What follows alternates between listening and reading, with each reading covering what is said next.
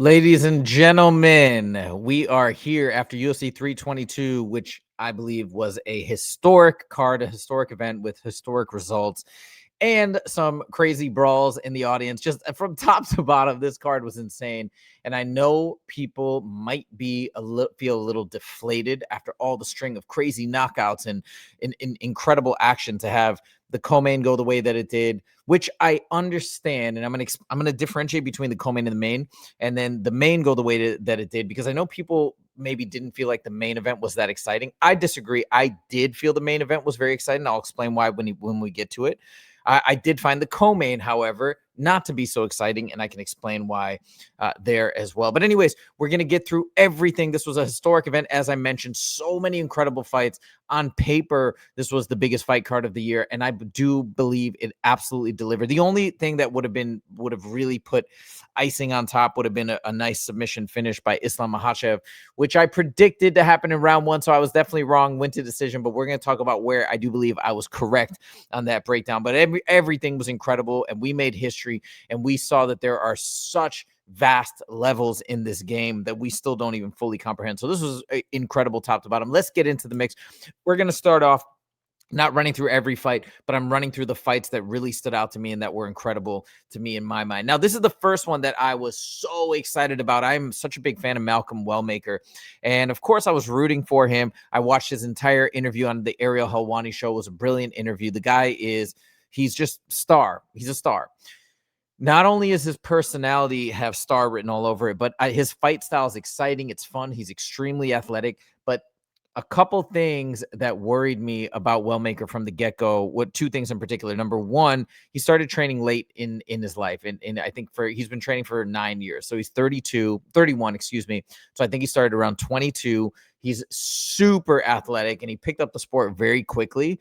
But the issue usually with the shorter period of training is always the grappling and the wrestling. Now, I thought he did all right, actually, against Ewing, but that's been one of my concerns. My other concern is I know he's really loyal to his team in Atlanta, but my understanding is he's their only UFC fighter on their roster, and I just see what Justin does and how he encourages fighters to go train in other gyms. And I remember Malcolm making a comment about that on Ariel's show, saying, no, I'm sticking with these guys. I thought about bigger gyms, but these guys are my family, my team, which I think is amazing.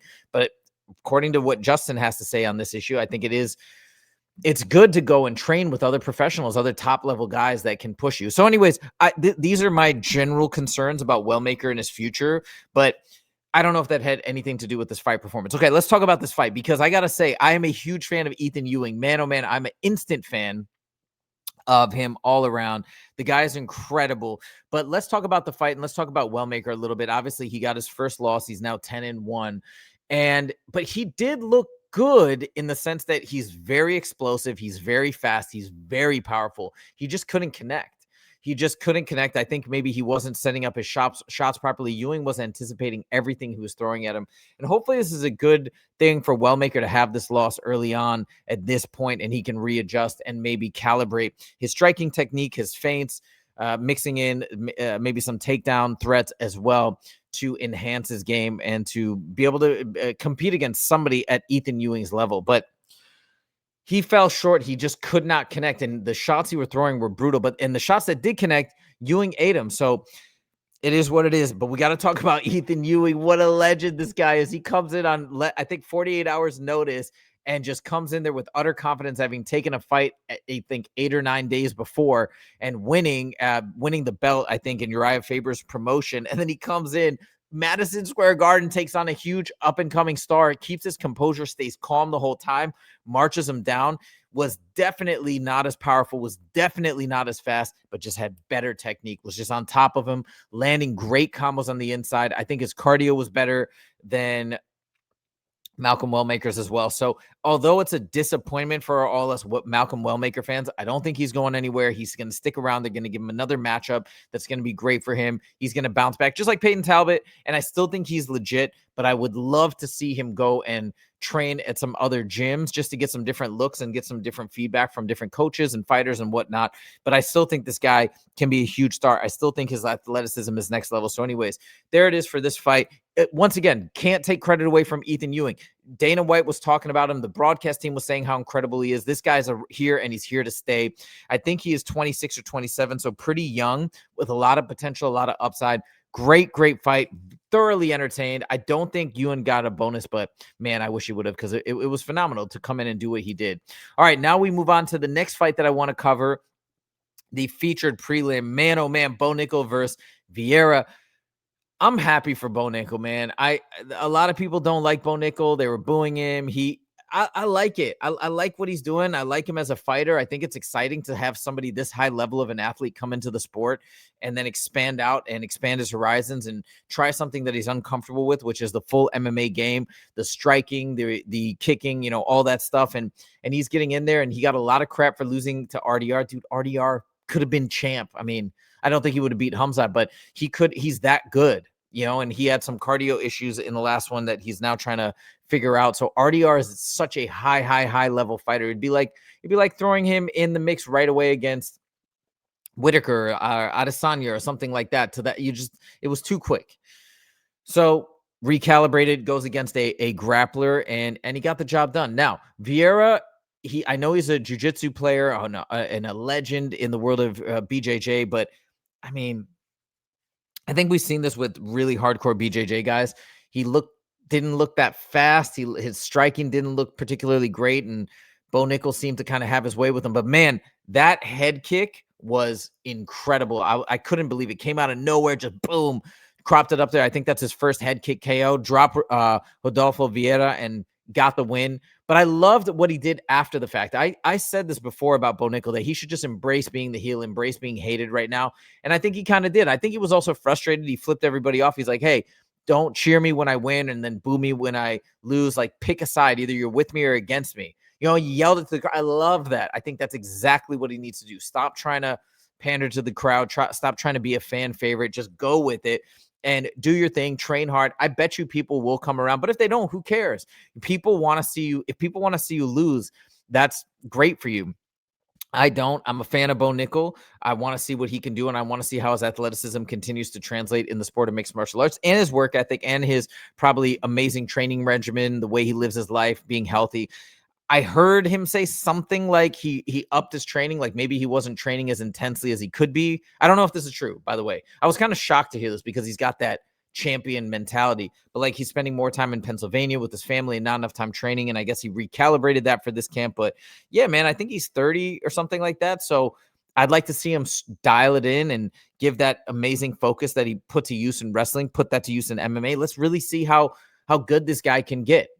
Do I think he could beat Hamzat? I do not, but I think maybe there'll be an opportunity if Hamzat moves up, or, things can change. So I think it could be great for the sport. Great to have an American champion maybe one day. So I'm happy for Bo Nickal. I thought it was a great fight. I thought it was a great ending, and I love that he's embracing that heel role. Incredible.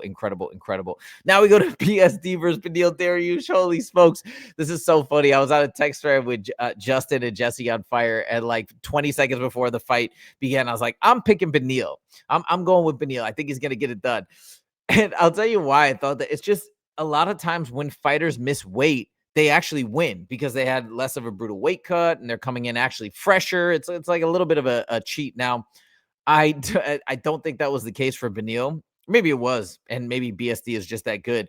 But man, BSD is crazy. Just got in there, got that finish very early on, 16 seconds, unbelievable. I gotta say though, I'm a very, very big fan of BSD, and I love how he had to struggle a little bit. Lost to Dustin Poirier. I think he had another loss after that. I can't remember for sure. But then now he's on the 2-fight win streak. He really got the crowd, and he was expected to lose to Mauricio Ohufi. I mean, that was a big prospect that he beat. Now he beat Beneil Dariush. This guy has catapulted himself back to the top of the lightweight division. So again, like another thing that made this fight card so exciting is we had so many amazing results with massive implications in the respective divisions. This is one of them. BSD, the legend, incredible fighter, incredible finish. There you go. Now, woo! Oh boy. I bet on Leon Edwards. And I was feeling pretty confident after round one because Justin predicted basically exactly what went down in round one, that Leon was going to use his grappling and wrestling to slow Carlos Prates down or try and get a submission. And he did. I don't know why he didn't go back to that game plan right away in round two. I guess he I don't know if it's ego. I don't know if it's just like legit. He might actually be overall a better striker, more well-rounded striker, more technical striker. But God, Prates is something special about that guy. I was talking about it last night. You know, there's an element of having knockout ability that doesn't even have to do with physicality, that doesn't necessarily have to do with strength, but it's looseness. It's just keeping your body limber. And my coach tells me this all the time when we're sparring. He's like, don't tense up, like stay loose, stay limber. You want that for also defense, but also for offense, so you can whip that punch if you throw it, whip a straight right, straight left. Carlos Prates with that shot where he put Leon Edwards down in round 2. He stepped in, moved his entire body weight in, and just whipped that. I think it was the left. Just whipped that arm straight in. Boom. Leon was out before he hit the canvas, just completely eyes rolled into the back of his head. I can't remember if he landed another shot right on the ground. I don't think he did. I think that I'm thinking of maybe Morales. I'm not sure. But anyways, just boom, one shot, knocked him out.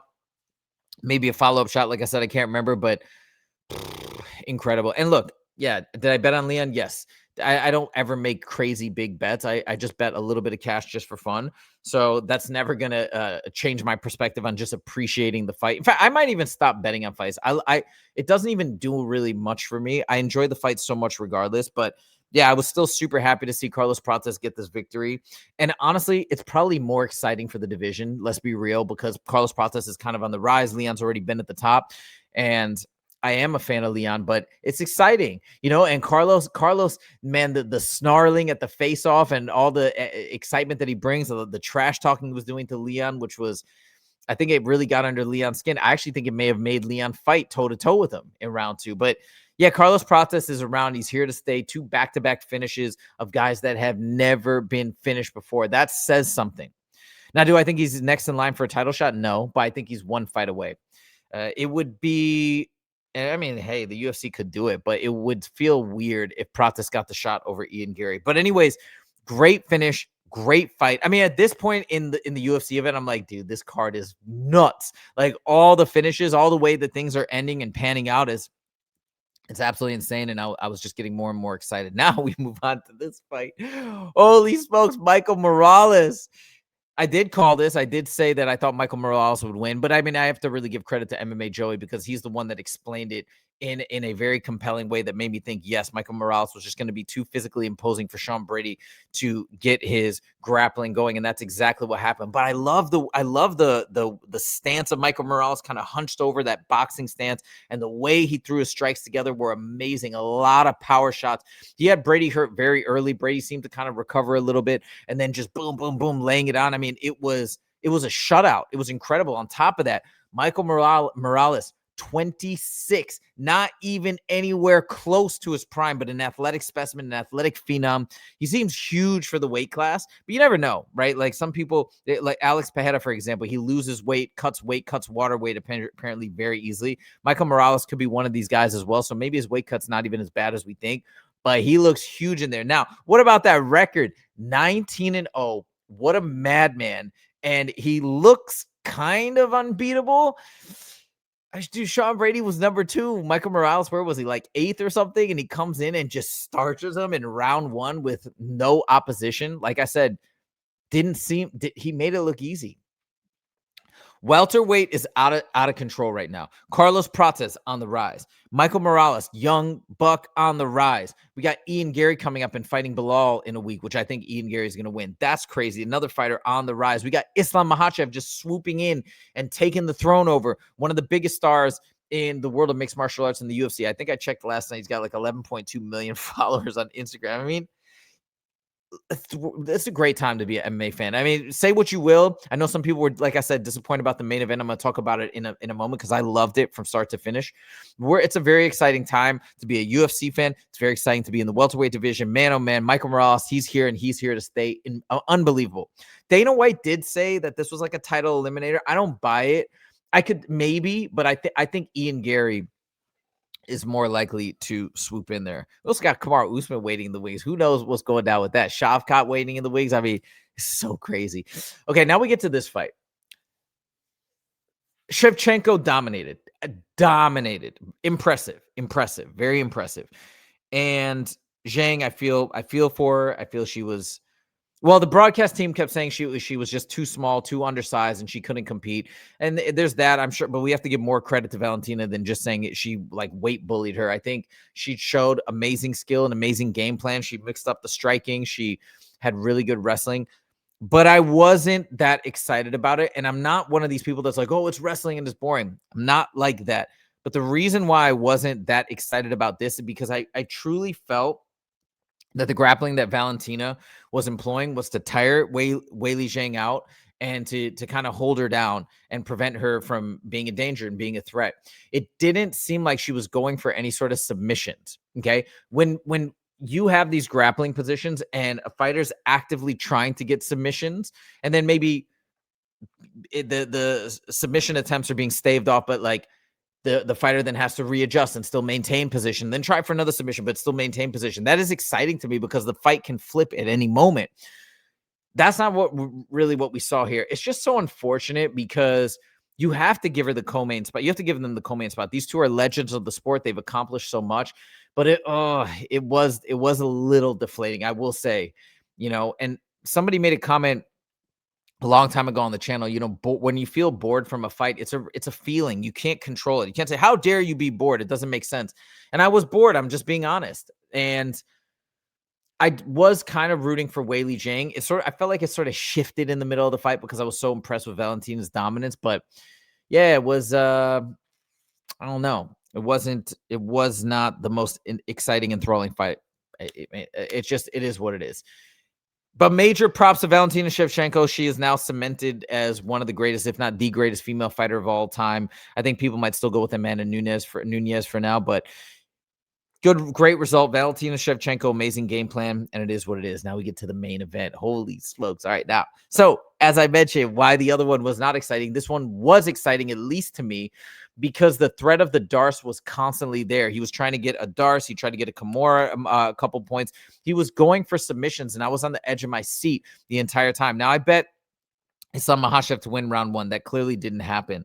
But what I said in my prediction video was that I think we're going to see kind of like Khamzat versus DDP, that Islam is on a totally different level than Belal, and he's going to make it look easy. And I do feel that I was vindicated in that take in particular.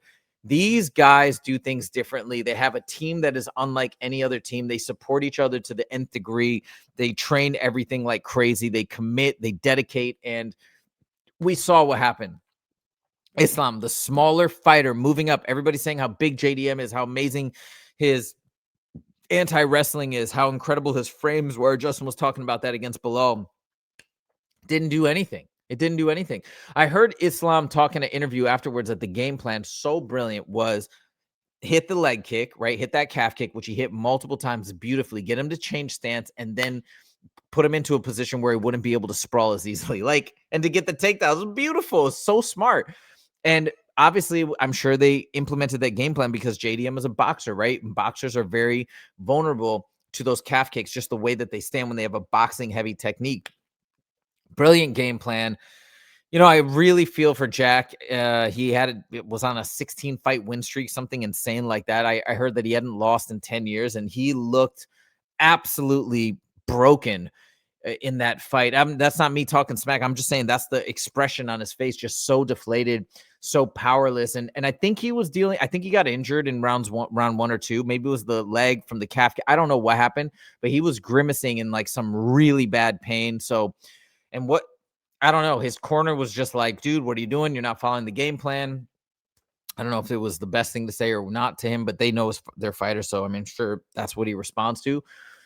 But man, yeah, he couldn't get it going, and it was domination. Now, again, because of all the submission attempts that were almost there, I love the fight. I was on the edge of my seat. I was waiting to see if Islam could get a submission.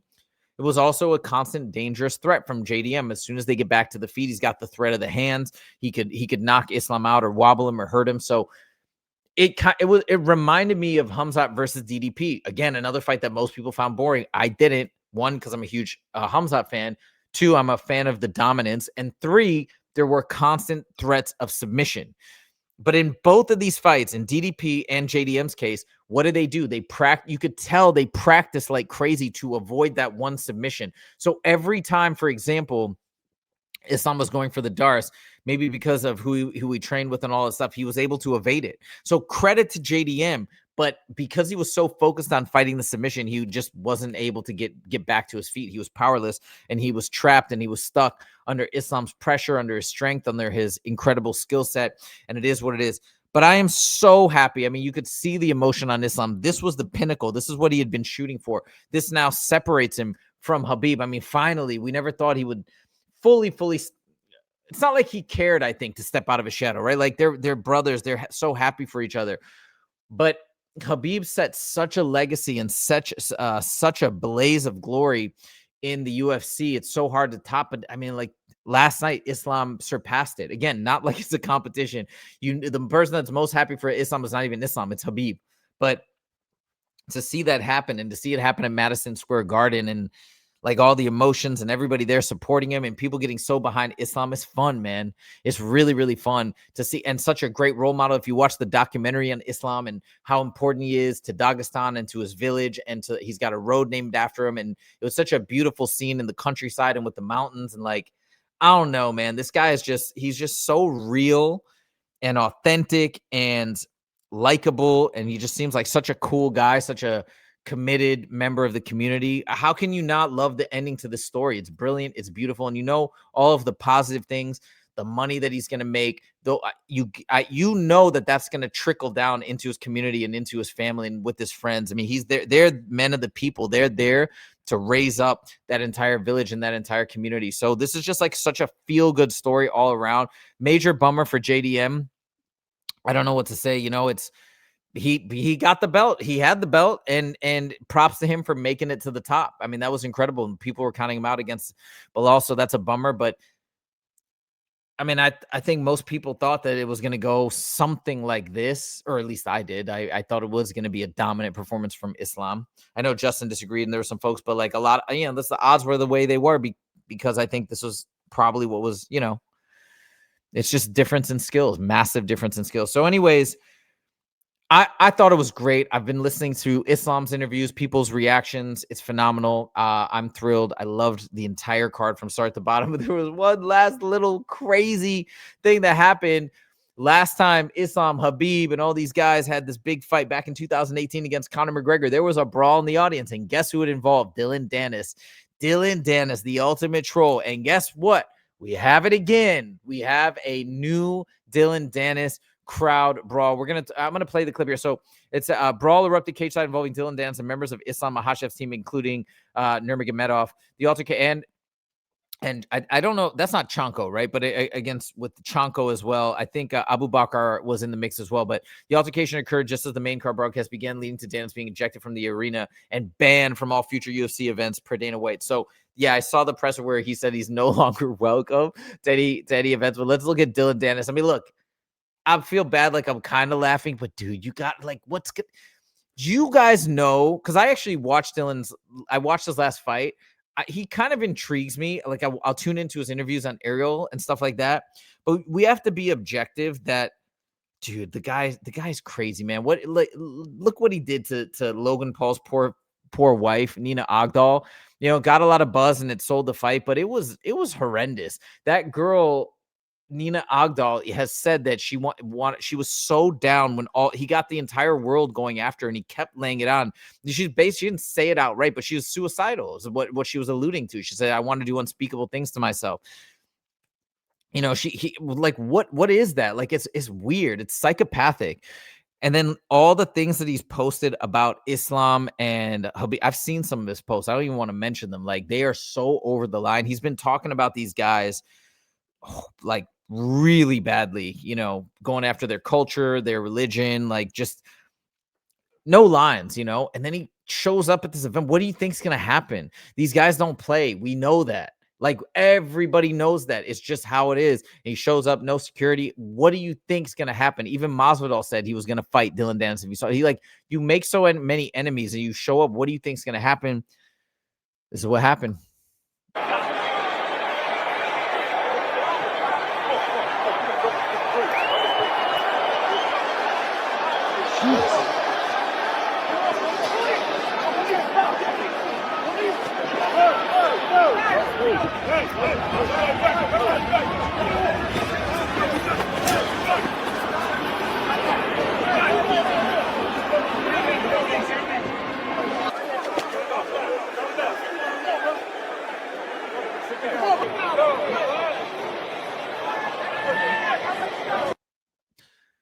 Crazy. Then he got let out. As he was being let out, he was like flicking off people in the audience. I mean, dude, like, what do you expect?